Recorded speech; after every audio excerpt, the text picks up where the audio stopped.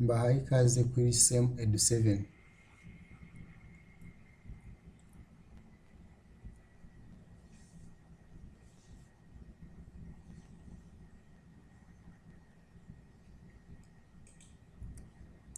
Nongeye kubaha ikaze kuri SEM Edu7. Ubwashize twari twarebeye hamwe kwibwirana. Uyu munsi rero mu gice cya gatatu niho tugiye gukomereza. Tudatinze reka dutangire. Nk'uko mubimenyereye dutangirana na recap cyangwa se gusubiramo. Nk'uko mubibona hano twari twarebye kwibwirana, tureba n'iki kibazo uburyo ushobora kubaza umuntu icyo akora mu kinyabupfura. Kubera ko iki kibazo kigaragara nk'ari perisoneri, akenshi bikunda kubaho yuko iyo umuntu akikubajije nabi nyine ushobora kumva ameze nko kukwinjirira. Bityo twatanze uburyo bwiza ushobora kubazamo umuntu iki kibazo akumva kandi ko umwubashye. Abataragize wenda umwanya wo kugikurikira bakongera bagasubira inyuma bakareba video yabanjirije iyi, nabo bakongera bakabireba. Uyu munsi turakomeza n'igice cya gatatu. Igice cya gatatu rero cyitwa ngo iki? How do you respond the following question? Bari kutubaza uburyo usubiza ikibazo gikurikiraho. Reka turebe icyo kibazo ni ikihe. How are you? Icyo kibazo kiravuga ngo how are you? Muri kubonaho nyine utu emoji twinshi dutandukanye twa sick, sleepy, happy, super, mad, so, good, okay, fine, tired, hungry, sad, bad n'ibindi byinshi. Muri ibi ngibi ese igisubizo ni ikihe? How are you? Iki kibazo wenda mu rurimi rwacu rw'ikinyarwanda dusanzwe tuzi tunumva neza, kiba kimeze nko kukubaza ngo amakuru, ari hahandi nyine uhita usubiza ngo ni meza, ni ibisanzwe, ibintu nk'ibyo ngibyo. Ari byo hano mu cyongereza bavuga ngo I'm fine, I'm okay, I'm good, normally, mu buryo busanzwe. Ariko bitewe n'uko umuntu ashobora kukikubaza adashaka kumenya amakuru gusa, wenda bitewe n'uburyo abonye umeze, haba igihe ashaka kumenya andi makuru cyangwa ibyiyumviro byawe.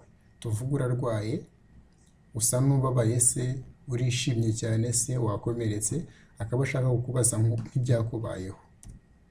Reka turebe wenda hano urugero. Hano ikibazo kiri kubaza ngo how are you? How are you feeling? Uyu B reka tumutekereze ko ari nk'umuntu runaka uhuye n'undi urimo aramubaza iki kibazo. Igisubizo cya mbere rero I'm fine bivuze ngo meze neza. Igisubizo cya kabiri ni I'm happy bivuze ngo ndishimye. Igisubizo cya gatatu ni I'm hungry bivuze ngo ndashonje.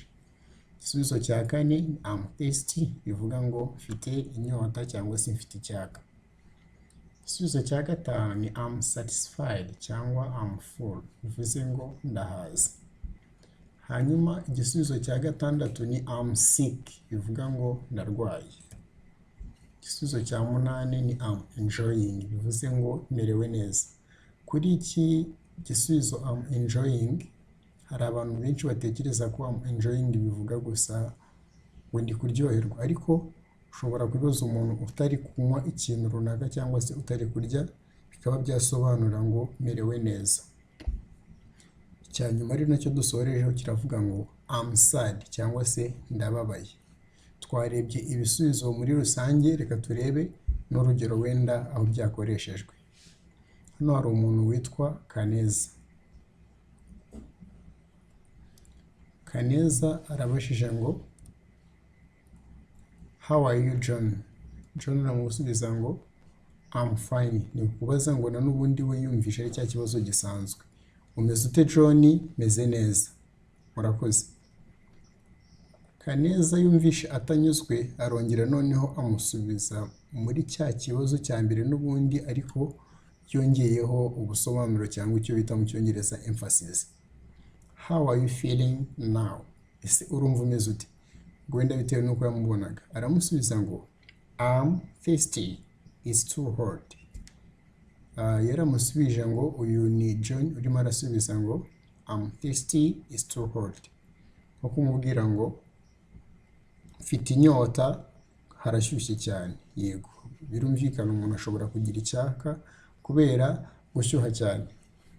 Nibyo ngibyo rero twari twagize ngo uyu munsi turebereho mumenye uburyo basubiza ibibazo bya how are you cyangwa se gusubiza ibijyanye n'ibyiyumviro byawe.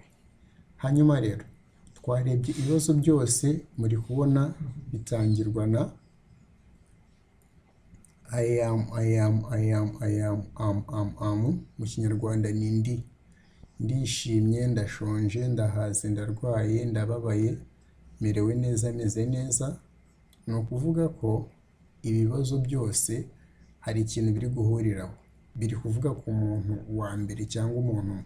Ese ugiye kuvuga ngo urashonje, urababaye, umerewe neza, umerewe nabi, cyangwa ukavuga undi muntu wenda uri kwerekana amerewe nabi, ubivuga gute? Tuzabireba mu gice gikurikiraho. Ndabakunda cyane.